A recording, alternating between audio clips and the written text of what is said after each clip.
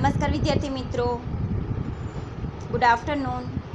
આપણે ધોરણ 7માં પાઠ પહેલાંની આજે મેં સમજૂતીના ફોટા મોકલ્યા છે સમાજની. તો આ તમારે સમાજની પાઠ પહેલાંની સમજૂતીના મેં જે ફોટા મોકલ્યા તેમાંથી સમજૂતી અને પુસ્તકનું સ્વાધ્યાય તમારે પાકી નોટમાં લખવાનું છે. આ તમારું હોમવર્ક છે. અને ગઈકાલે મેં થોડું દિલ્હી સલ્તનત એ પાઠ આપણો બીજો એ મેં શરૂ કર્યો હતો. અને ત્યાં આપણે આ પાઠમાં જોયું હતું કે એ સમયે દિલ્હી સલ્તનતમાં કુલ 5 વંશોએ સત્તા ભોગવી હતી: ગુલામ વંશ, ખલજી વંશ, તુગલક વંશ, સૈયદ વંશ અને લોધી વંશ. એમાં આપણે સૌથી પહેલો ગુલામ વંશ જોતા હતા. એમાં આપણે જોયું હતું કે મોહમ્મદ ઘોરીના ગુલામ કુતુબુદ્દીન ઐબક એ દિલ્હી સલ્તનતની ગાદી પર આવ્યો હતો અને તે 5 વર્ષના તેના શાસનકાળ દરમિયાન તેની સત્તાને જાળવી રાખવાનો પ્રયત્ન કર્યો. પછી તેના મૃત્યુ બાદ આવ્યો છે તેનો ગુલામ અને એનો જમાઈ પણ થાય, જેનું નામ છે ઇલ્તુમિશ. ત્યારબાદ ઇલ્તુમિશ દિલ્હી સલ્તનત પર આવ્યો અને ઇલ્તુમિશે પોતાના પુત્રોમાંથી એક પણ પુત્રને પોતાના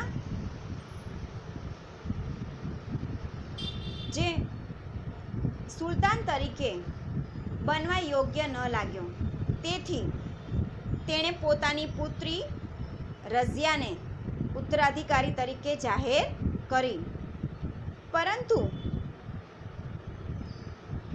એ સ્વતંત્ર શાસક તરીકે લોકો તેને સ્વીકારવા રાજી ન હતા, કારણ કે એક સ્ત્રી શાસક તરીકે તેમના પર રાજ્ય કરે એ સમયના શાસકોને તે સ્વીકારવા રાજી ન હતા. અમીરોની સત્તા લાલસા અને સતત ચાલતા વિદ્રોહે તેના શાસનનો અંત આણ્યો. એ સમયે અમીરોની જે સત્તા લાલસા હતી એ સત્તા લાલસા અને સતત તેના વિદ્રોહો ચાલતા હતા અને તેથી તેના શાસનનો અંત આવ્યો. આ છે રઝિયા સુલતાનનો ફોટો. ત્યારબાદ તેના અવસાન પછી, એટલે કે રઝિયા સુલતાનના અવસાન પછી દિલ્હીમાં ફક્ત 6 જ વર્ષમાં રાજ્યમાં અંધાધૂંધી ચાલી. રઝિયા સુલતાન જ્યાં સુધી દિલ્હીની સલ્તનત પર હતી ત્યાં સુધી રાજ્ય વ્યવસ્થિત ચાલ્યું, પરંતુ તેના અવસાનના ફક્ત 5 જ વર્ષમાં 5-6 વર્ષમાં જ રાજ્યમાં અંધાધૂંધી થવા માંડી. અમીરોએ ઇલ્તુમિશના પુત્ર નાસિરુદ્દીનને દિલ્હીની ગાદીએ બેસાડ્યો. હવે આ અમીરોએ શું કર્યું કે ઇલ્તુમિશ જે પોતાના પુત્રોને ગાદી માટે યોગ્ય ન માનતો હતો, તે આ અમીરોએ ફરી ઇલ્તુમિશના પુત્ર નાસિરુદ્દીનને દિલ્હીની ગાદી પર બેસાડ્યો. 21 વર્ષના તેના શાસનકાળ બાદ તેનું અવસાન થતાં ગ્યાસુદ્દીન બલબન ગાદીએ આવ્યો. નાસિરુદ્દીનના અવસાન પછી તેણે 21 વર્ષ સુધી શાસન કર્યું દિલ્હીની ગાદી પર અને ત્યારબાદ તેના અવસાન પછી ગ્યાસુદ્દીન બલબન જે ગાદી પર આવ્યો, તેણે ચેહલગાન દળનો નાશ કરી શાસનતંત્ર પરથી અમીરોની પકડને હળવી કરી. આ ગ્યાસુદ્દીન બલબને શું કર્યું? ચેહલગાન દળનો નાશ કરી શાસનતંત્ર પરથી અમીરોની જે પકડ હતી તે કેવી કરી? હળવી કરી. તેણે રાજાનું સ્થાન વધુ મજબૂત બનાવ્યું અને આ રીતે ગ્યાસુદ્દીન બલબને રાજાનું સ્થાન વધુ મજબૂત બનાવ્યું. બલબન સાહિત્ય કલાનો પોષક પણ હતો.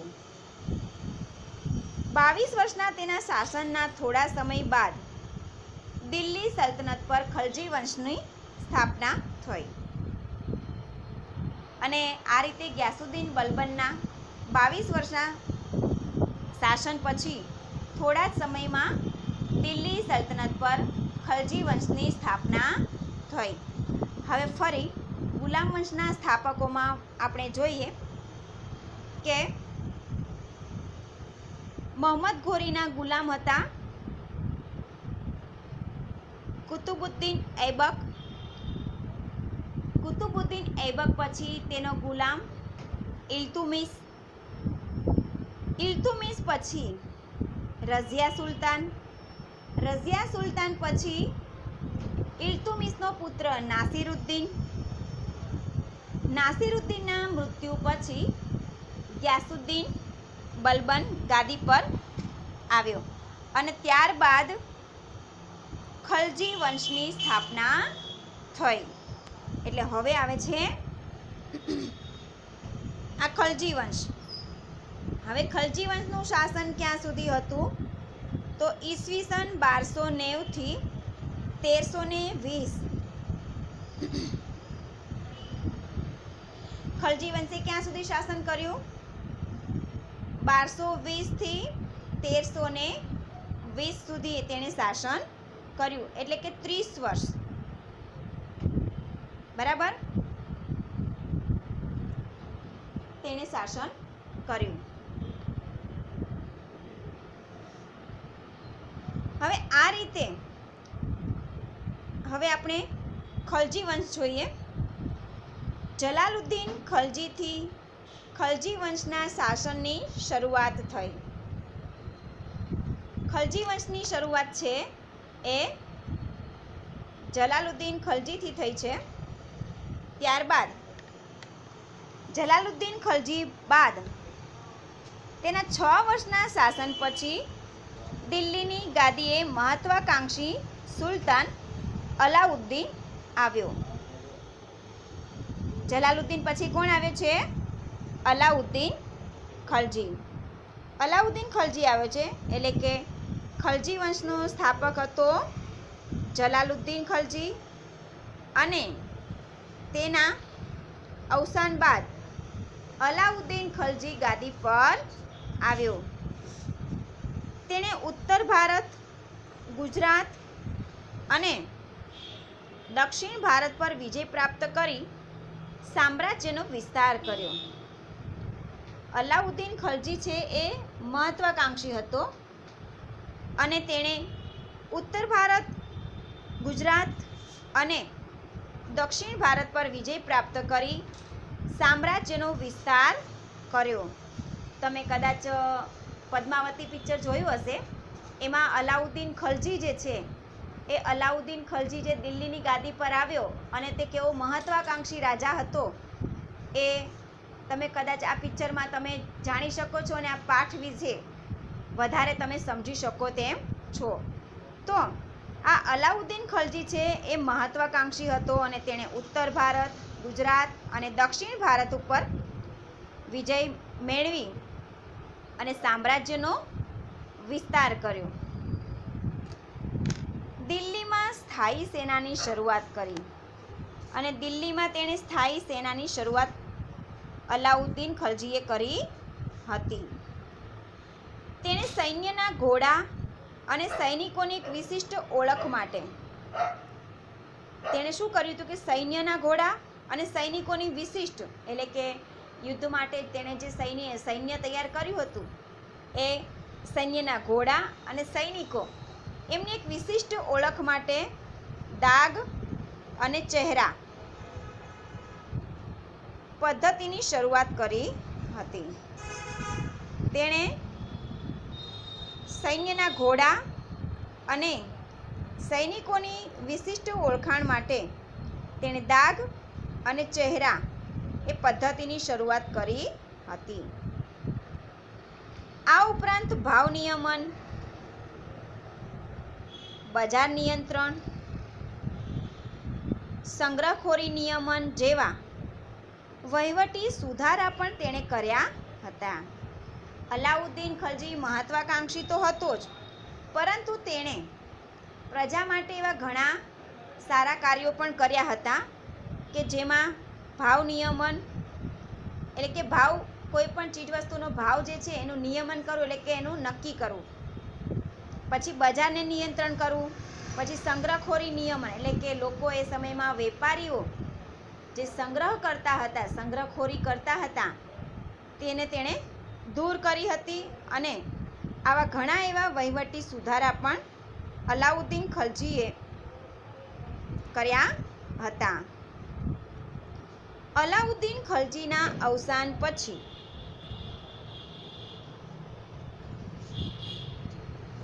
રાજ્યમાં અંધાધૂંધી થવા માંડી. અલાઉદ્દીન ખલજીનું અવસાન થયું એ તેના અવસાન બાદ રાજ્યમાં અંધાધૂંધીનું વાતાવરણ સર્જાયું.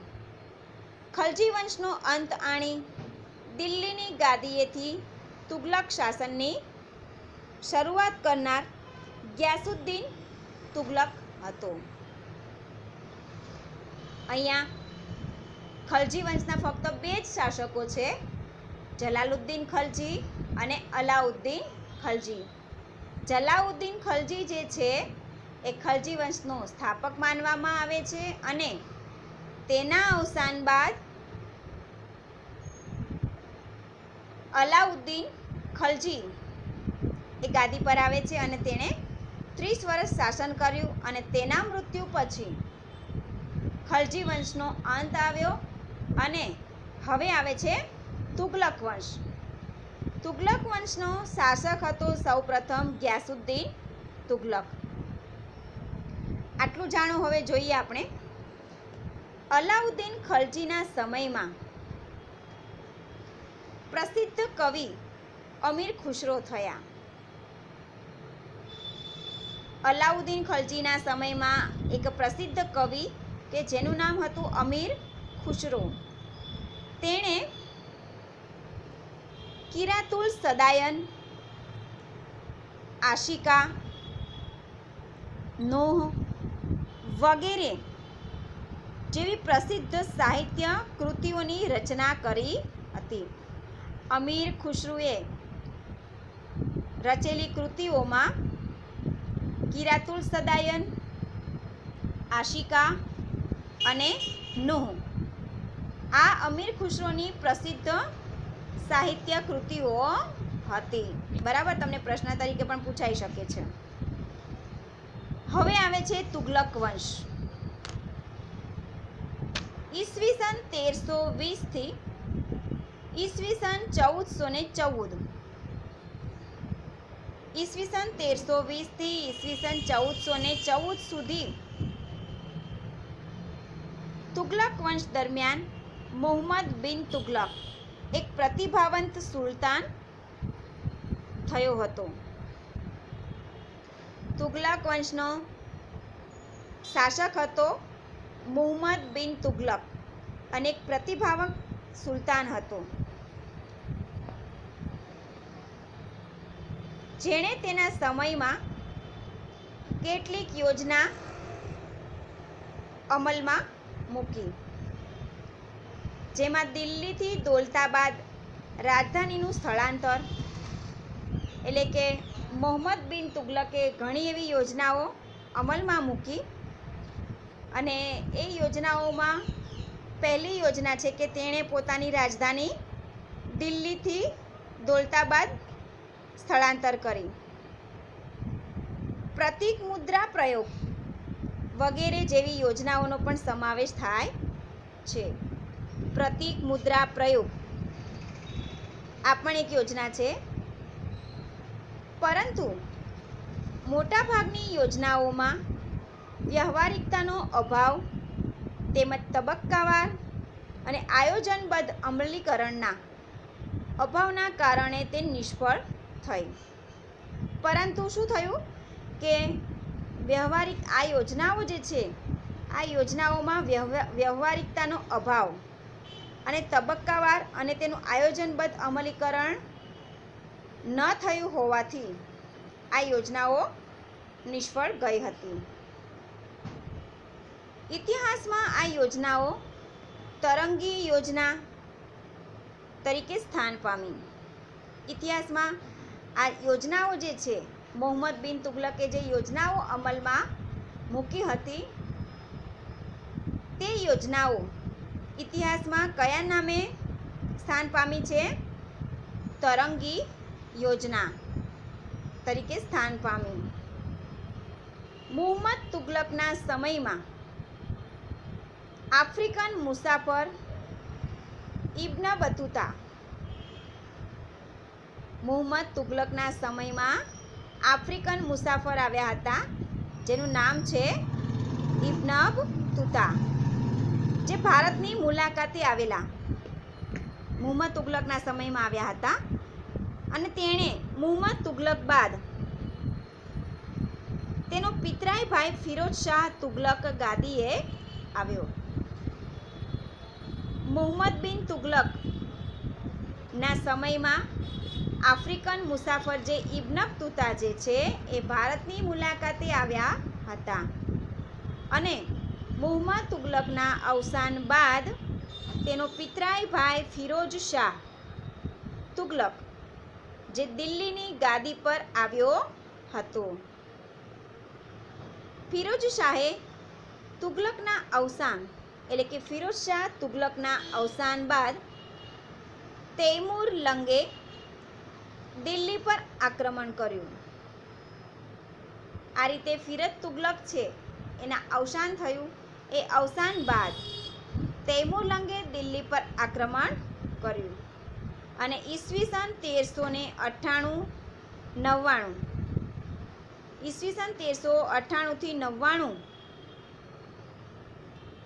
સુધીમાં, ઈસવીસન જે 1300થી 99 સુધીની જે આ 2 વર્ષ છે એ વર્ષમાં તેણે તૈમૂર લંગે આ 2 વર્ષ સુધી તેણે દિલ્હી પર ચડાઈ કરી, આક્રમણ કર્યું અને જેથી સત્તાના પાયા હચમચી ગયા અને તુગલક સત્તા મર્યાદિત બની અને આ રીતે તુગલક વંશના જે પાયા છે હચમચી ગયા અને તુગલક વંશ જે છે એ નબળો થઈ ગયો.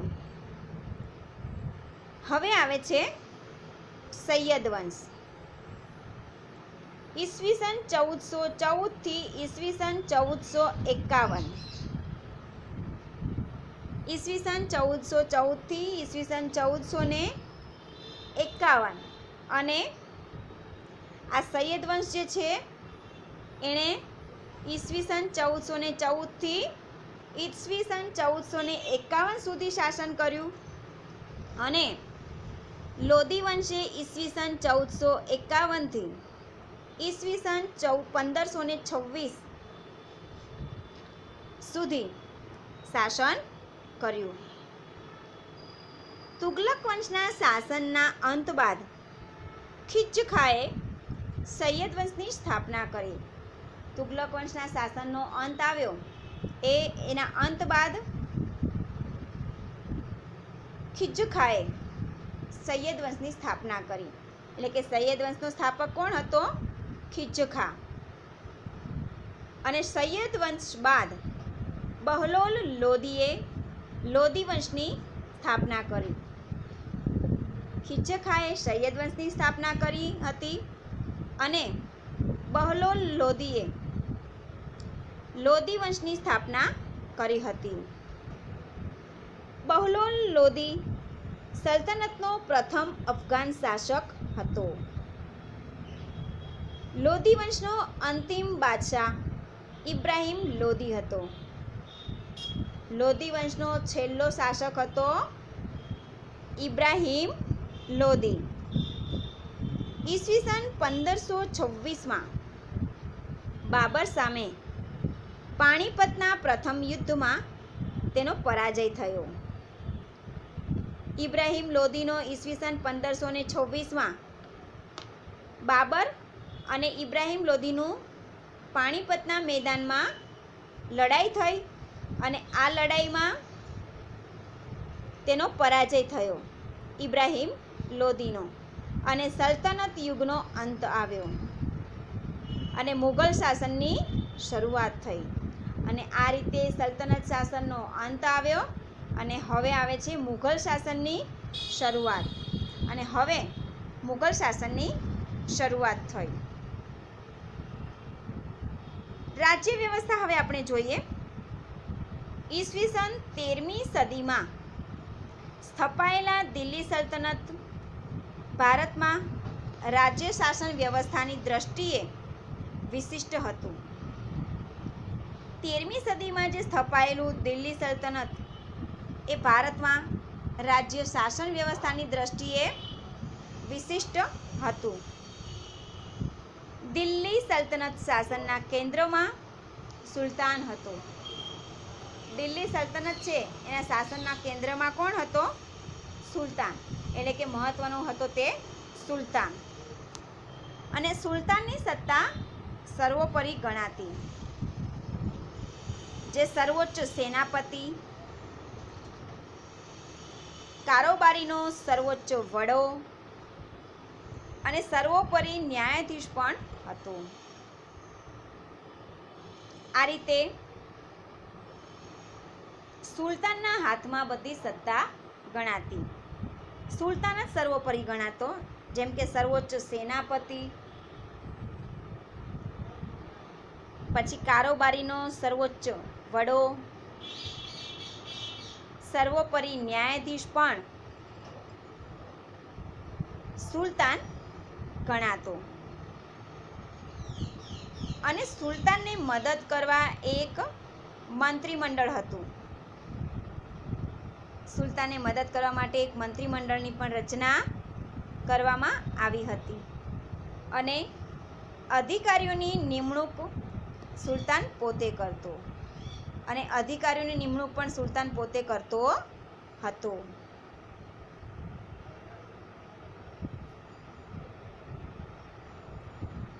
સલ્તનત શાસન વ્યવસ્થા કેન્દ્રીય, પ્રાંતિક અને સ્થાનિક એમ 3 વિભાગોમાં વહેંચાયેલી હતી.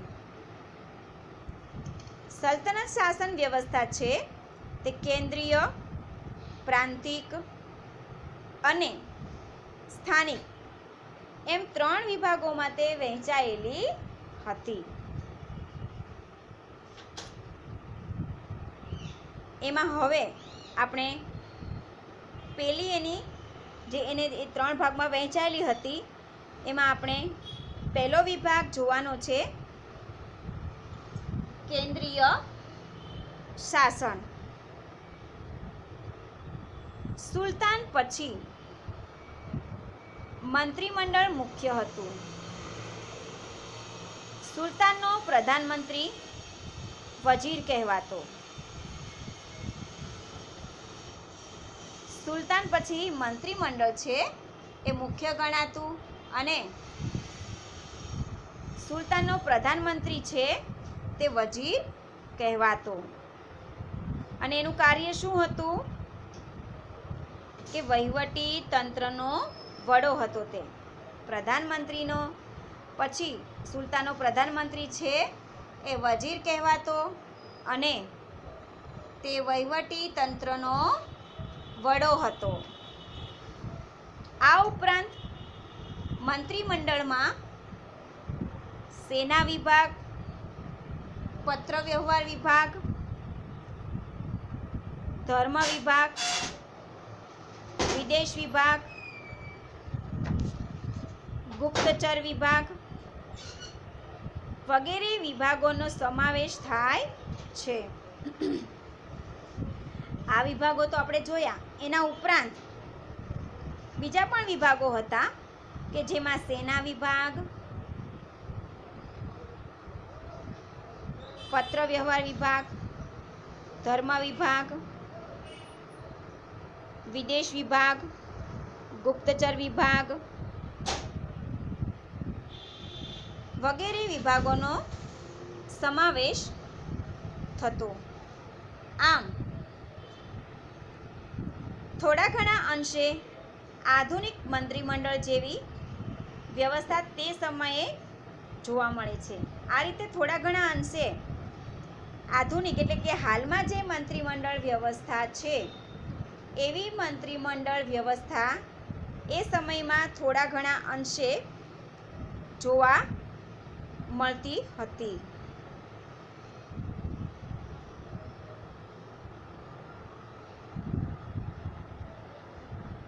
હવે આવે છે આટલું જાણો. અલાઉદ્દીન ખલજીના સમયમાં, આટલું જાણો જે છે ખાસ દરેકમાં તમારે ખાસ જોવાનું, બરાબર, દરેક પાઠમાં આવશે. અલાઉદ્દીન ખલજીના સમયમાં સરકારી તંત્ર પૂરતી ટપાલ વ્યવસ્થા અસ્તિત્વમાં આવી હતી.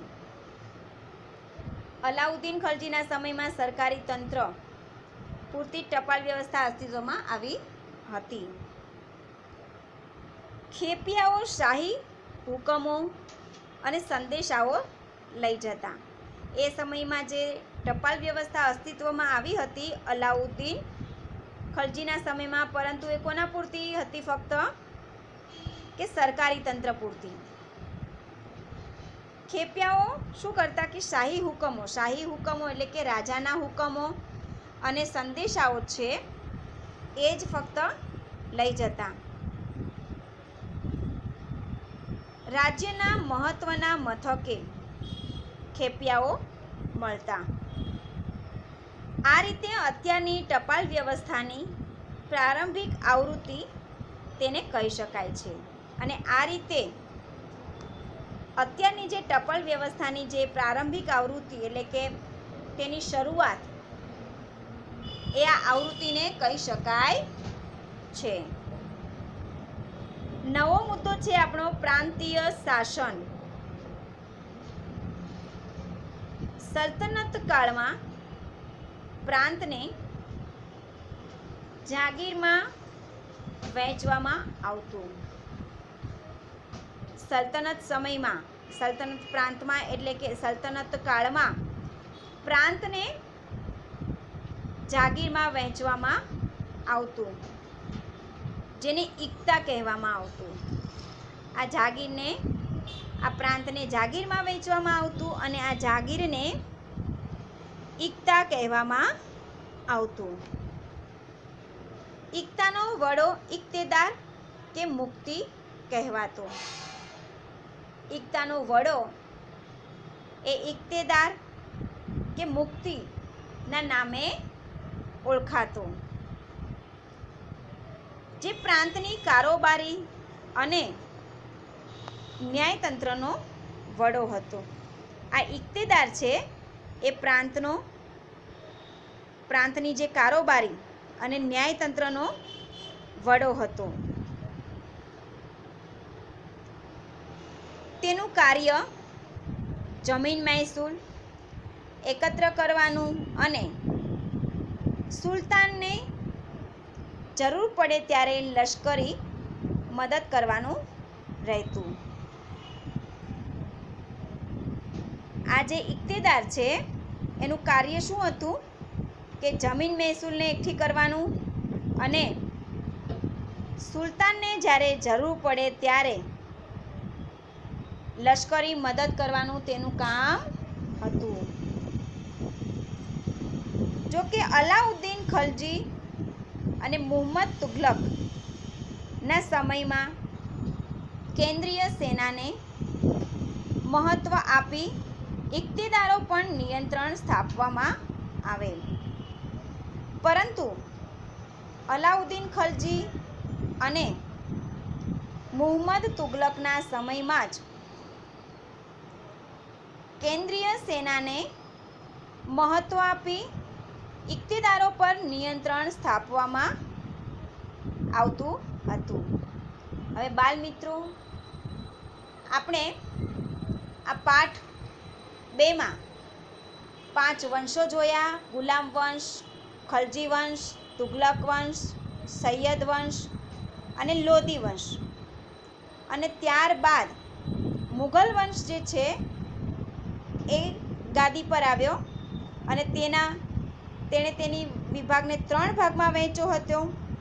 એમાં આપણે 2 વિભાગ જોયા: કેન્દ્રીય શાસન અને પ્રાંતીય શાસન.